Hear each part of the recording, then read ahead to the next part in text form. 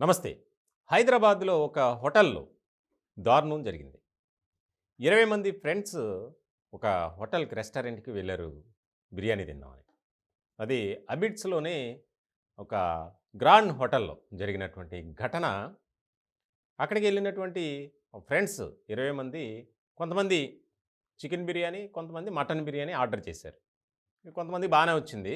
అయితే mutton biryani order చేసిన వాళ్ళలో కొంతమందికి వచ్చినటువంటి బిర్యానీలో పీసులు సరిగ్గా ఉడకలేదని, స్మెల్ వస్తుందని చెప్పి అక్కడ ఉన్నటువంటి ఎవరైతే ఆ టేబుల్స్ చూస్తారో వెయిటర్‌ని పిలిచి, "బాబు బాలేదు. ఇది తీసుకెళ్ళి మళ్ళీ వేరేది తీసుకురా, లేదా మీ సార్‌కి చెప్పంటే." ఆ సార్‌ని పిలిచారు. వాళ్ళ పైన ఉన్నటువంటి ఇన్‌చార్జ్‌ని.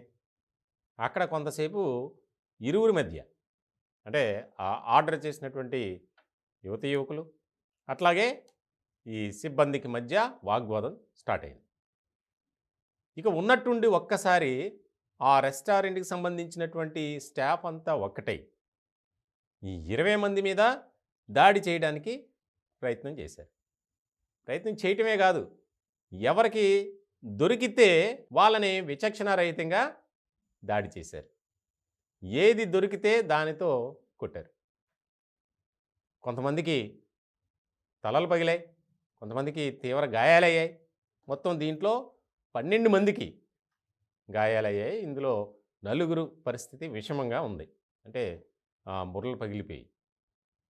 ఇలాంటి నేపథ్యంలో ముఖ్యంగా అంటే ఫ్రెండ్స్ అంతా ఒక కలుసుకొని న్యూ ఇయర్ గదా అని జెప్పి 12 గంటలు దాటిన తర్వాత అక్కడికి ఎంతో సంతోషంగా వెళ్లారు. ఈ రకమైనటువంటి వైఖరితో అక్కడ ఉన్నటువంటి రెస్టారెంట్ సిబ్బంది వ్యవహరించడం ఇప్పుడు చాలా ఒక రకమైనటువంటి చర్చకు దారితీసింది.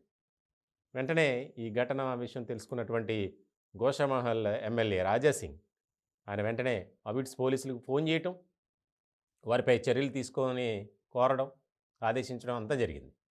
ఇట్లాంటి నేపథ్యంలో ఈ న్యూస్ అక్కడ ఉన్నటువంటి సోషల్ మీడియా ద్వారా ముఖ్యమంత్రి రేవంత్ రెడ్డి గారి నోటీస్‌కి వెళ్ళింది. వెంటనే ఆయన రంగంలో దిగి అసలు వివరం ఏంటి అని కనుక్కున్నారు. అవును, వాస్తవమే. దాడి జరిగింది. దానికి సంబంధించినటువంటి వీడియోస్ కూడా బయటకొచ్చాయి. మరి ఏం చేయాలి ఇప్పుడు? వెంటనే ఎవరైతే ఆ యువతీ యువకుల మీద దాడి చేశారో వారందరినీ అరెస్ట్ చేయండి ఇమ్మీడియేట్‌గా అని చెప్పి ఆర్డర్ పాస్ చేశారు. మొత్తానికి 10 మందిని ప్రస్తుతానికి అరెస్ట్ చేశారు. అంటే ఈ వెయిటర్లు, అక్కడ ఉన్నటువంటి సిబ్బంది.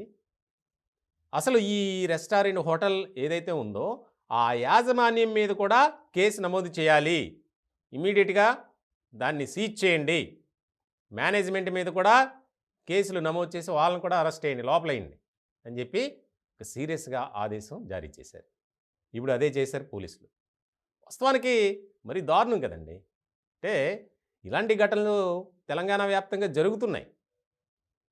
కానీ ఈ రకమైనటువంటి విచక్షణారహితంగా దాడి చేయటం అనేది, అది కూడా హైదరాబాదు సిటీ మధ్యలో, చాలా దారుణమైనటువంటి పరిస్థితి. ముఖ్యంగా ఇలా ఎవరైతే వ్యవహరిస్తున్నారో వారిపై కఠిన చర్యలు తీసుకుంటేనే తర్వాత రిపీట్ కావు ఇలాంటివి అనేది కూడా బాగా వినిపిస్తుంది.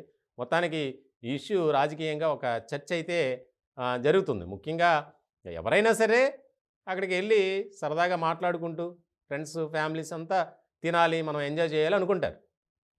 కానీ ఈ రకమైనటువంటి యాటిట్యూడ్‌తో వారు బిహేవ్ చేయటం అనేది చాలా దారుణం. అసలు అది మళ్ళీ ఓపెన్ చేయకుండా చర్యలు తీసుకోవాలని అక్కడ స్థానికులు, అలాగే అందరూ కోరుతున్నటువంటి సిట్యుయేషన్.